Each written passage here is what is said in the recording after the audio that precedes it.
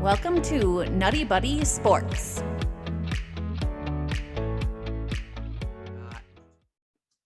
Okay, let's talk about this. So Brian Flores is suing the NFL as a Dolphin fan. He was my coach. He was my guy, and then they fired him. Apparently there was stuff that him and the GM and the owner weren't getting along.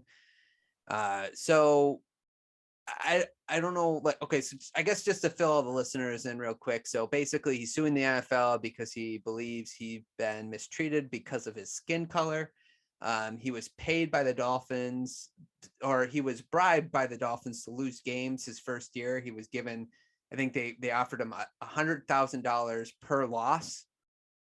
And then apparently Bill Belichick meant to text Brian Daboll that, hey, I heard you got the head coaching job. And this was before Brian Flores was interviewed by the Giants, right? Is what I understand. And he sent it to Brian Flores, and probably maybe on purpose. Who knows? Like we don't know, but it could be assumed. And then they found out that so Brian Flores was probably just to satisfy the NFL's Rooney Rule, right? Like that's what I'm understanding about it. And I guess there's some other things. So wherever you want to go with this, how you feel about it, maybe we could start with Luke. What do you think? Anything on Brian Flores suing the NFL or anything he alleges? Because remember, real quick, these are allegations, except the text messages, right? The other stuff there isn't necessarily proof of. And there was something tampering as well.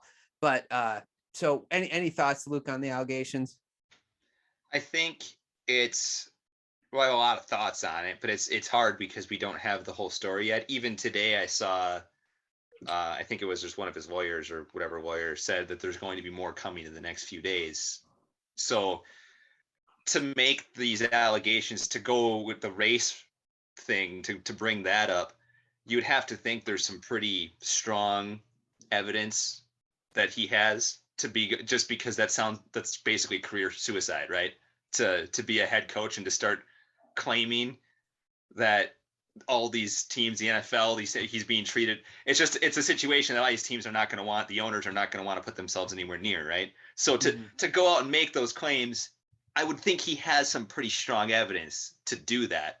Now, as an aside from that, it sounds like the Dolphins are absolutely ridiculous. If this is what's happening in every organization, I know my team is looked at as a complete joke. Like within inner circles of other teams, they look at Jackson. Maybe we're doing something similar. I don't know. Maybe this is common. I have no idea that they're trying. I mean, we benched Gardner Minshew last year. I say we, as a member of the Jags fan base. There's like 8 of us, so I can say we. That's fair. But we benched Minshew to lose games because he was going to win us a couple of games, and we were trying to lose.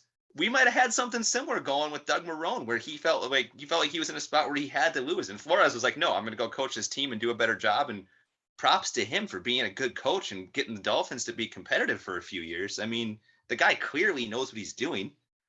It's pretty obvious that he's excellent at his job.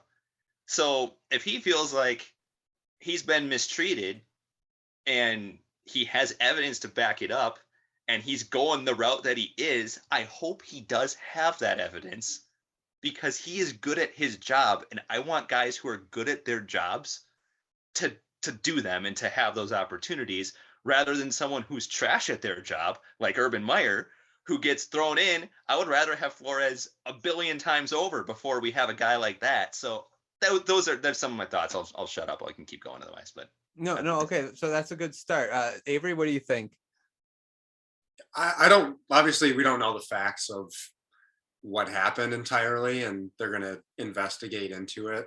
But I don't think there's any question Brian Flores is a fantastic NFL head coach and deserves a job on any of these lower level teams to be able to turn them around. You're absolutely right that there are reports out there that he was offered $100,000 to lose games. And it came out this afternoon that Hugh Jackson, who was the head coach of the Browns a couple of years ago, basically said the same thing, that the Browns owner was going to pay him to lose games so they could get a better draft pick. Like, that just seems totally backwards. I'm all in Brian Flores' favor. He deserves a head coaching job. I do think it's partially hilarious that Belichick texted him, because there's no way that that coach, the greatest coach of all time, let's just call it how it is, does that on accident, right? Like, he's got people who are inside helping him out. He did that on purpose. Yeah. Yeah, I think you're right on him doing it on purpose. Let me start here. The Rooney Rule, I think it has to go, because I understand why they put it in there, because they were worried about like minority coaches not getting an opportunity to get a job. But the NFL has kind of made it a laughing stock a little bit, because if they have a guy they want, and what I understand is Daboll has some sort of relationship with the GM in New York, you're just doing it for show at that point. And then it's like, actually, in a sense, a little bit racist on the surface, right? The rule, like, so it kind of has to go. Again, I get why they tried. They wanted to encourage hiring of different races, but it's racist on itself. Avery, go ahead. It almost seems like a joke. I mean, if you know who you're going to hire, like, why do you need to waste somebody's time? Like the Bills, they just brought in the wide receiver coach from the Ravens, right? Because he's a black coach. And then a few hours later, they hire Ken Dorsey. Like, they had no intention of hiring this guy. So while it's cool for him to be able to say that he was interviewed for an offensive coordinator job, what does it really matter? Correct. And I think that's what it is. They think if, like, let's say Brian Flores gets interviewed, like, other teams will be like, oh man, we got to interview him too. Like, he might be but I think NFL teams have caught on to that, Luke.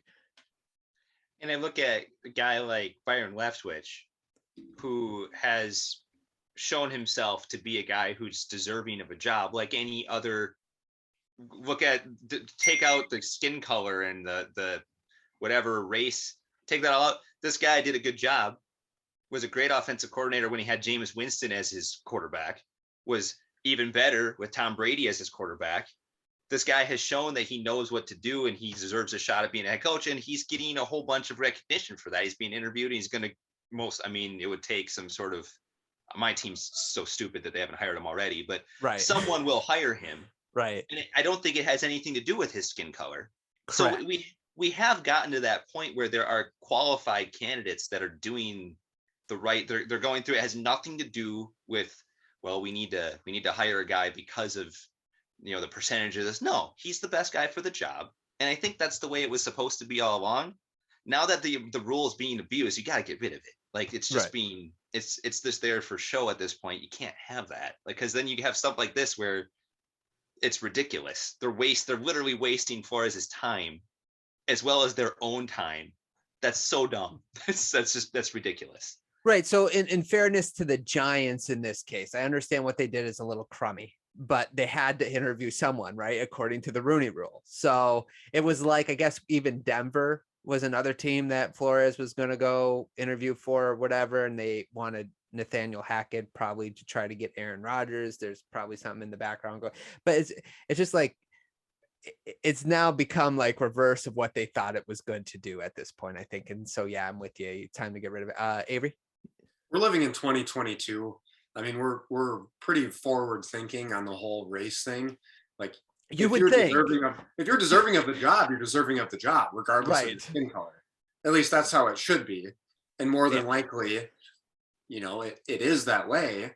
But a lot of the times it's who you know too. It doesn't really matter the color of your skin. It's who you know within the organization. Mm-hmm. I was just watching the Grizzlies game tonight. They were playing on ESPN.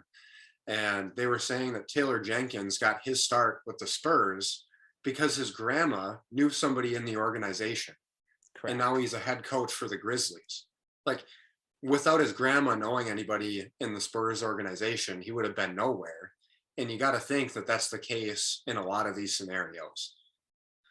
Yeah, exactly. No, I agree. And that's like Daboll, he deserved to get hired. Like we should be knocking that Daboll got hired over Flores. It's just really the rule that should be probably squashed at this point, because he helped turn Josh Allen into what he is, right, Avery? I mean, like you so for sure, yeah. And he wanted out. Like, he was well deserving of a head coaching job. and he was going to take one somewhere. Like he wasn't Right. going back to Buffalo after what he's accomplished there. Yeah, I was kind of hoping he'd go to Miami, but off that point, to go with the tampering thing. So there was this thing with Stephen Ross that he wanted him to talk to this quarterback, a prominent quarterback. I'm going to guess that it was Tom Brady. I don't know if you guys heard this, but he was basically supposed to like convince Tom Brady or whatever quarterback it was that was going to be a free agent to come and play in Miami. And I guess Brian Flores didn't want it. To that, I say, well, good for Brian Flores, but to try to convince me that other teams don't try to do this and don't tamper, you're not going to fool me. I'm not dumb. Like, okay, it's not like the first time we've known teams. So it's not like it bothers me that much. Now, to get to the $100,000 thing, as a Dolphin fan, can I be honest with you guys? I don't care. I don't care. We got the 5th pick. We got Tua. We could have had the number 1 pick in Burrow. This is the problem with the NFL. Okay. First of all, I'm more than positive if another coach came out and said that he was given incentive to lose, then there's been more coaches. It's just now it's brought to light. So now it seems worse than maybe what it was. And if you're going to ask a coach to lose on purpose, you might as well give him money for it. I don't know. In the NFL, you're either incentivized to be one of the top 8 teams, so you have a chance at the Super Bowl, or you're incentivized to be the worst team. There is no reward for a 5-11 team or a 5-12. There's no award for an 8-9 team, except you miss the playoffs and you're stuck, right? You get the 18th pick in the draft or whatever it is. So it's like, yeah, I don't like maybe the look of it, like you're paying your coach to lose. But at the same time, I'm just like, well, as a fan, I wanted the number 1 pick. I didn't want the 5th pick. I wanted my choice of quarterback in the draft. And apparently they offered 3 first-round picks to trade up and get Burrow in that draft. The Dolphins did. They wanted Burrow. And I was like, crazy. Like this came out recently. So I don't know. I know maybe I'm thinking about it a little differently, but really as a fan, I don't want the 5th pick. I don't want the 11th pick. I don't want the 12th pick. I want the number 1 pick, or I want to think that I have a shot of getting to the playoffs or growing. And you can't grow without a quarterback. So like with Jacksonville, for instance, you get the number 1 pick. Okay, now we're good. We can start winning. We can start now. Now they got a long way to go for that, Luke. But I just don't care, I guess, because I think like owners are fans in the long run, and they want the same thing that us fans do. And like, they just have more power to get that done than we do. So personally, I really don't care about the $100,000. Go ahead, Avery. Has it ever worked, like tanking for a quarterback and then picking them? Like you're just like, by losing that many games, you're building a culture of losing. Like losing becomes acceptable to your team, coaches, fans. And then let's say you get the 1st overall draft pick, and it's just supposed to magically turn it around. Well, it would be hard. It doesn't work that way. The only time I can think of it working like that, I know, like a team losing that would be Andrew Luck, right? Like Andrew Luck gets picked number 1 and you go off or whatever. But it's hard to know.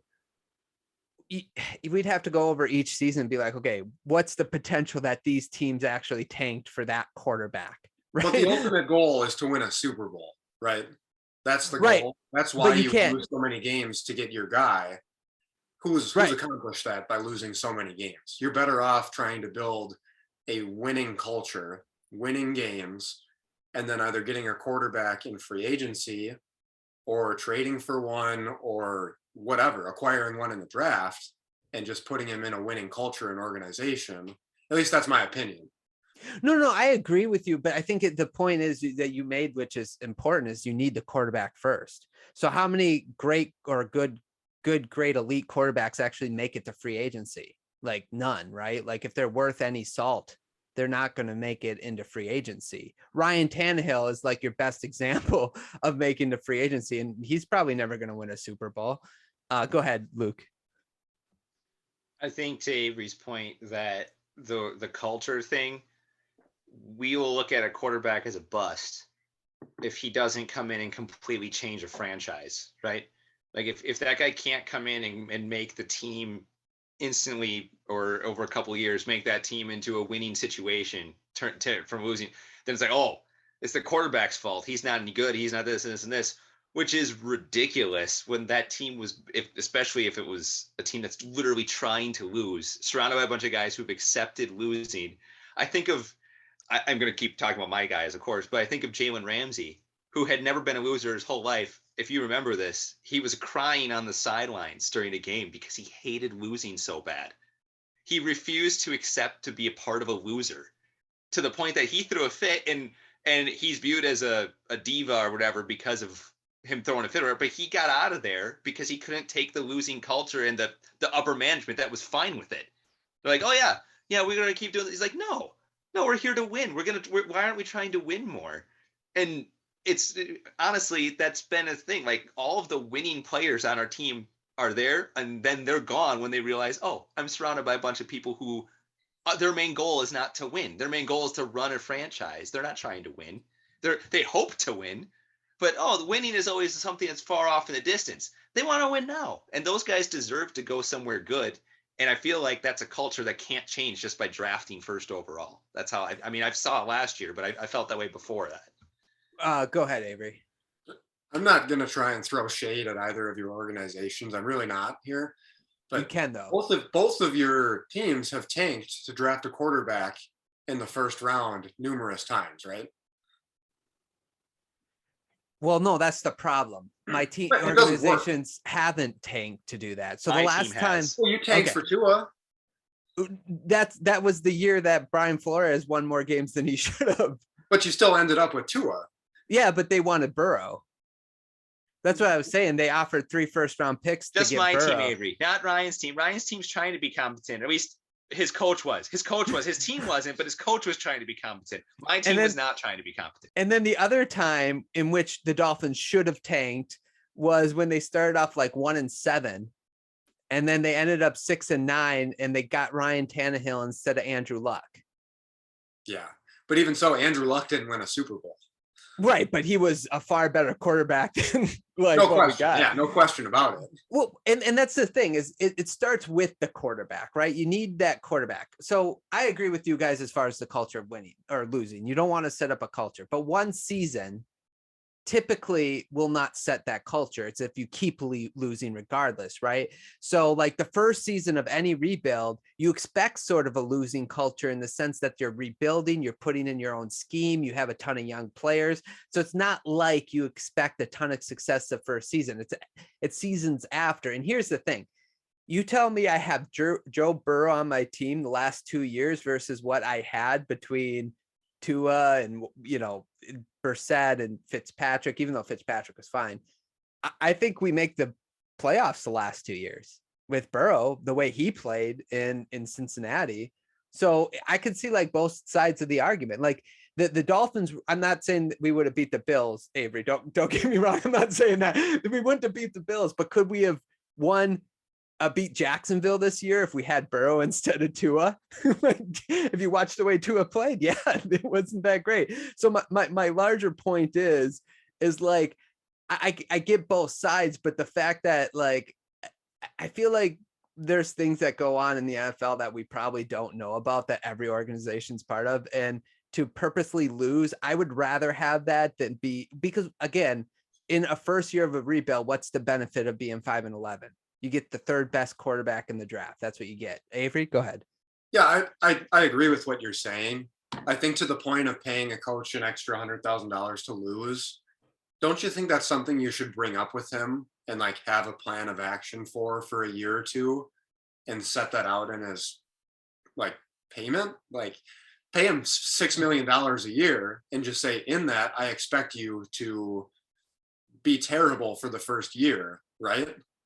Yeah, so I guess it like depends because remember, no, you're right. I agree with that. Like there's when you're in the interview process, right? This is something that should come up. Hey, we don't really want to win our first year, right? We want to be on the same page at least. It doesn't seem that Flores and the GM and the owner were on the same page.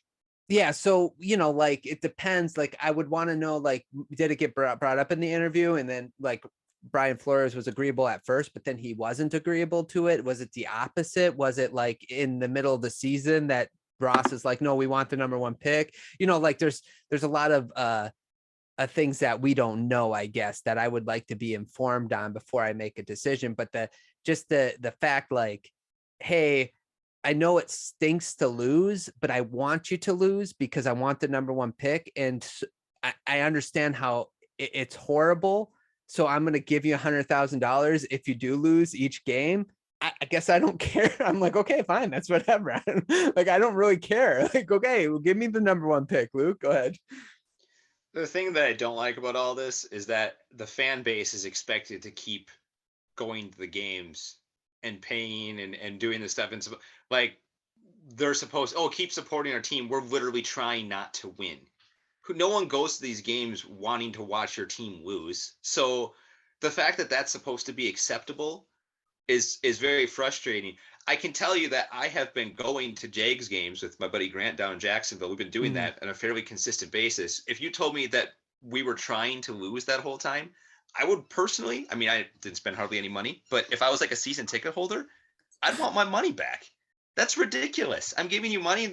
And I just looked this up real quick to tell you that this is how bad it has been.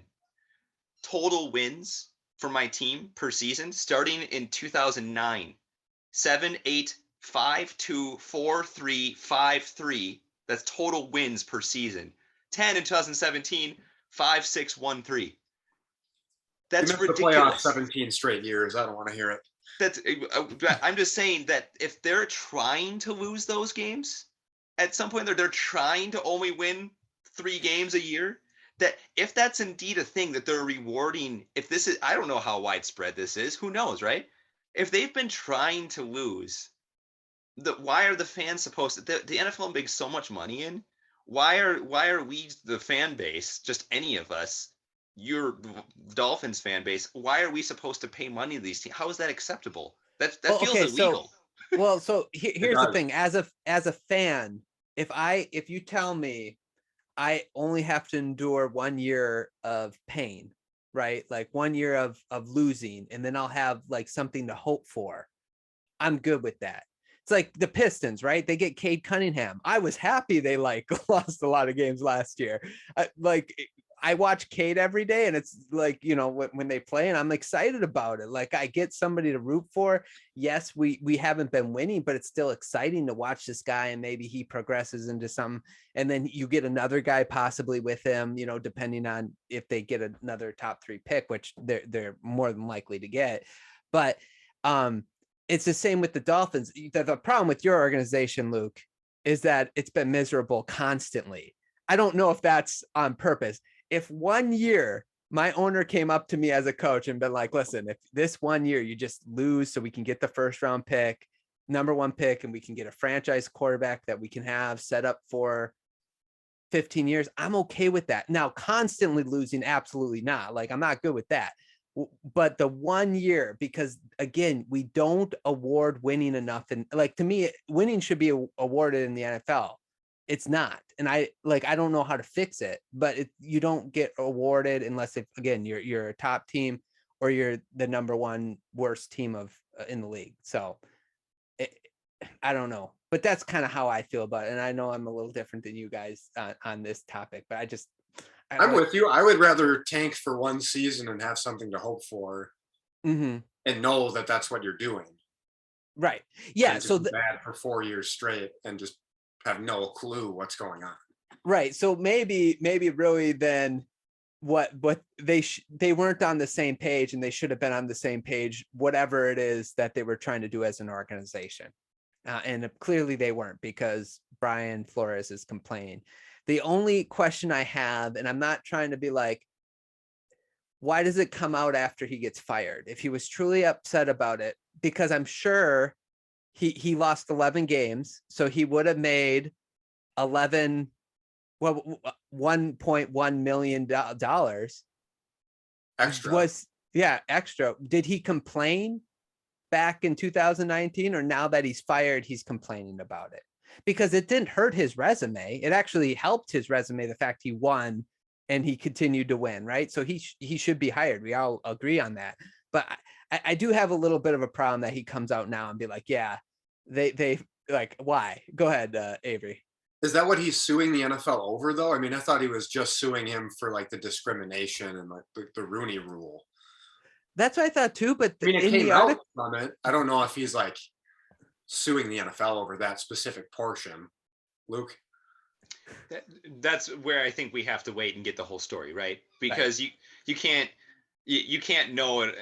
How can you possibly have a take on it if we don't have everything? They said that there's going to be more coming out. Because I agree, like if this is all just, it's kind of vague right now, but you'd have to think he wouldn't do all this unless if there's more to it. So rather than throw a like, oh, I just don't know, but I'd rather probably just wait and see, right? Because there could be some pretty, based off what we saw like with Down Sterling, like with the Clippers and stuff like that, like there could be some pretty bad stuff involved potentially, where it's like, oh yeah, he was, who knows. That's a great point, Luke. And yeah, like I said, I personally like don't even feel like this would be the worst thing that we find out like going on in the NFL. Honestly, I'm just a realist. But anyway, okay, you guys ready to move on then? Good with Brian Flores. Okay. Yeah, he deserves a head coaching job.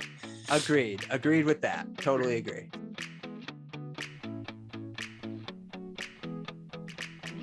Thanks so much for listening to this clip of the NuttieBuddie Sports podcast. Please subscribe to the channel, like the video. Let us know in the comments, how do you feel about this Brian Flores situation? Also, if you haven't and you are interested, click on the link below to listen to the rest of the podcast where me and Luke and Avery talk about the Pro Bowl, Tom Brady, and the new Washington football team's nickname. Thanks so much for listening, and we'll talk to you guys soon.